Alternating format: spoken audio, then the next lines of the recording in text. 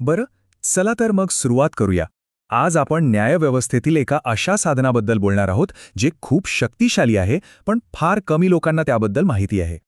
हे साधन कायद्याच्या अंमलबजावणीमध्ये खूप महत्त्वाची भूमिका बजावतं. तर याची सुरुवात होते कुठून? तर एका मोठ्या पेचातून. जरा विचार करा, एक न्यायाधीश आहेत, ते एका खटल्यावर काम करतायत आणि त्यांच्यासमोर अशी परिस्थिती येते जिथे कायदा आणि न्याय यांच्यात एक मोठा प्रश्न उभा राहतो. हीच ती परिस्थिती आहे ज्याबद्दल आपण बोलतोय. समजा एखाद्या कनिष्ठ न्यायालयाला वाटतंय की जो कायदा त्यांना लागू करायचा आहे तो मुळातच चुकीचा किंवा घटनाबाह्य आहे.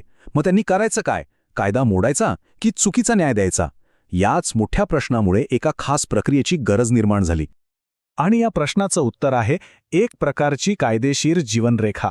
म्हणजे गमतीने आपण याला कायदेशीर फोन अ फ्रेंड सुद्धा म्हणू शकतो, जिथे कनिष्ठ न्यायालय मदतीसाठी थेट मोठ्या न्यायालयाकडे म्हणजेच उच्च न्यायालयाकडे जातं.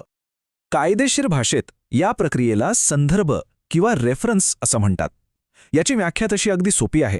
म्हणजे काय, तर जेव्हा एखादं कनिष्ठ न्यायालय कायद्याच्या एखाद्या गुंतागुंतीच्या मुद्द्यावर मत मागण्यासाठी प्रकरण थेट उच्च न्यायालयाकडे पाठवतं, त्याला संदर्भ म्हणतात.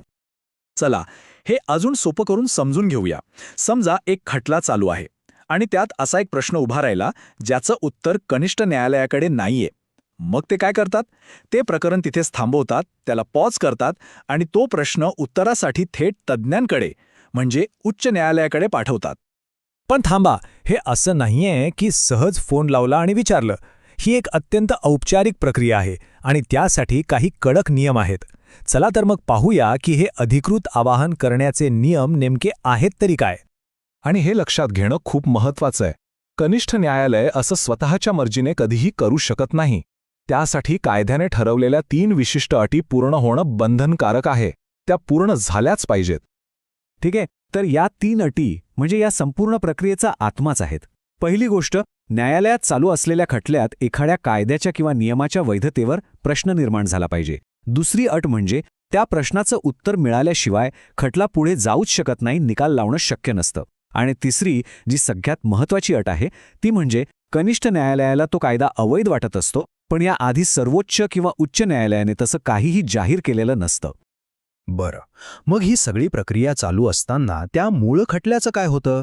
तर जोपर्यंत उच्च न्यायालयाकडून निर्णय येत नाही तोपर्यंत आरोपीला एकतर तुरुंगात ठेवलं जातं किंवा मग काही अटींवर जामीन दिला जातो.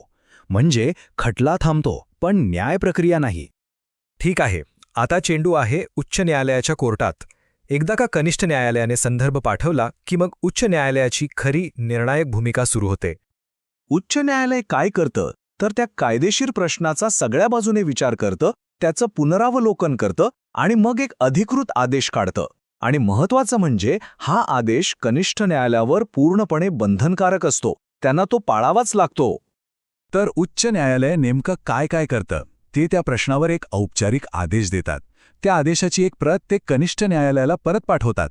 त्यानंतर कनिष्ठ न्यायालयाला त्याच आदेशानुसार खटल्याचा निकाल द्यावा लागतो. दुसरा काही पर्यायच नसतो. आणि इतकंच नाही तर या संपूर्ण प्रक्रियेत जो काही खर्च आला तो कोणी करायचा हे ठरवण्याचा अधिकार सुद्धा उच्च न्यायालयाला असतो. पण एवढी सगळी प्रक्रिया करण्याची गरजच काय?